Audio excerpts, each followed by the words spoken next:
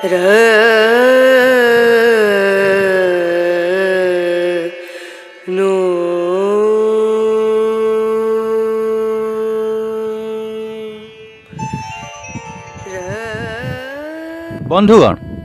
भारत में उत्तर ठारू नहीं दक्षिण एवं पूर्व ठारू नहीं पश्चिम पर्यंत अनेक मठ और मंदिर अच्छी। यही मंदिर अलग अलग देवी एवं देवता को समर्पित होता है। यही मंदिर मानकर कहानी और पूजन शैली भी अलग अलग होता है। यही मंदिर सहित स्थानीय लोकंकर आस्था जोड़ी हो रही है। बंधुगण आज आमे एमिति एक मंदिर देखाइबू जहाँकि पूर्णतया ऋषिकुल्या और बंगोपसागर मिलन स्थल तट निकट में विराजित देवीपीठ माँ गंगा देवी, ଯେଉଁଠିକି ବର୍ଷର ପ୍ରତ୍ୟେକ ଦିନ ଆମିଷ ଭୋଗ ଲାଗିଥାଏ।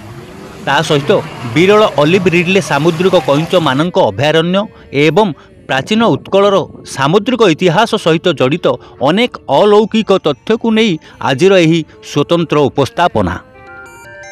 ଆପଣ ଦେଖୁଛନ୍ତି ଆହ୍ୱାନ 76। उत्कृष्ट कला परंपरा संस्कृति और धार्मिक भावना को नहीं सारा दुनिया रे प्रसिद्ध आम राज्य ओडिशा। कला भास्कर्य एवं आध्यात्मिक परिवेश रे ओडिशार प्राकृतिक सौंदर्य को अनुभव करने पाई देश विदेश आसी थांती अनेक पर्यटक एवं खोजी बुली थांती प्राचीन उत्कलर ऐतिहासिक परिकल्पना को। हाँ आज्ञा, आज आमे एमिति एक स्थान आपण को देखाइबू ଯେଉଁଠି ପ୍ରାକୃତିକ ସୌନ୍ଦର୍ଯ୍ୟତା ମଧ୍ୟରୁ ସାଗର ଗର୍ଜନରେ ପ୍ରକମ୍ପିତ ହେଉଥିବା ଆଧ୍ୟାତ୍ମିକତାର ସୁନ୍ଦର ପରିବେଶ ସାଙ୍ଗକୁ ବିରଳ ଅଲିଭ୍ ରିଡ୍ଲେ ସାମୁଦ୍ରିକ କଇଁଚମାନଙ୍କର ଅଭୟାରଣ୍ୟ ଋଷିକୁଲ୍ୟା ମୁହାଣ। ବନ୍ଧୁଗଣ ଆମେ କହୁଛୁ ଶହ ଶହ ବର୍ଷ ତଳର ସାମୁଦ୍ରିକ ଇତିହାସ ଓ ଭୌଗୋଳିକ ମାନଚିତ୍ରକୁ ଦର୍ଶାଉଥିବା ପ୍ରାଚୀନ ମନ୍ଦିର ମା ଗଙ୍ଗାଦେବୀ ଶକ୍ତିପୀଠ କଥା। कोलकाता चेन्नई 16 नंबर जातीय राजपथ गंजाम ठारू पूर्व दिग को मात्र 6 किलोमीटर दूर पुराणा बंध ग्राम निकट में बंगोपसागर एवं ऋषिकुल्या नदीर मिलन स्थल निकट में अवस्थित यही प्राचीन मंदिर माँ गंगादेवी शक्तिपीठ। बंधुगण यही माँ गंगादेवी शक्तिपीठर कौन सी सठिक नथिपत्र नथिले मध्य भिन्न भिन्न समय रे भिन्न भिन्न मत रखि थांती स्थानीय अंचलवासी। सेथिमध्यरु किछि वरिष्ठ व्यक्तिंक सहित आलोचना भितरे आमर हस्तगत होइथिबा किछि तथ्य आज आमे आपणक सामना रे रखिबाकू चाहुछु।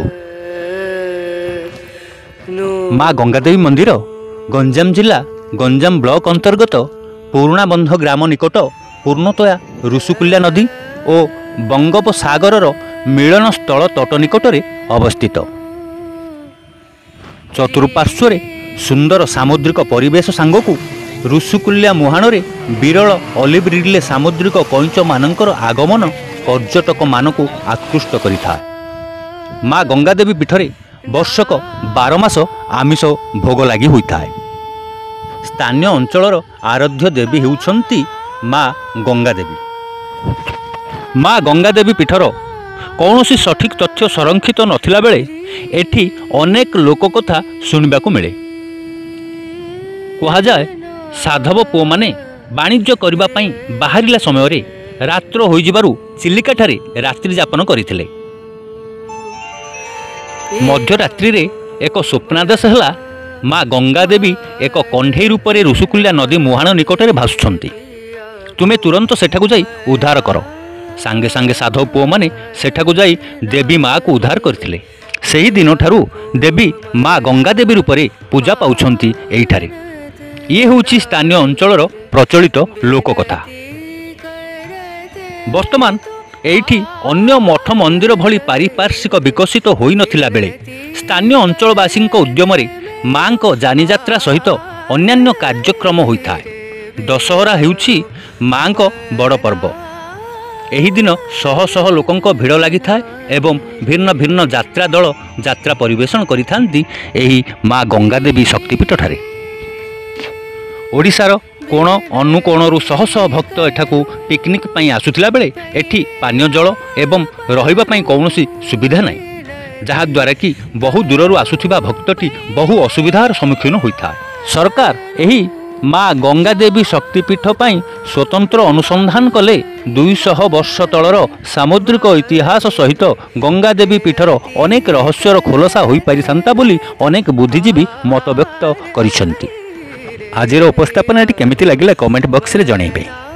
एही भली तथ्यपूर्ण वीडियो देखिबा पई आम चैनल आह्वान 76 को सब्सक्राइब करंतु एवं लाइक करी बेल आइकन को दबाई दियंतु।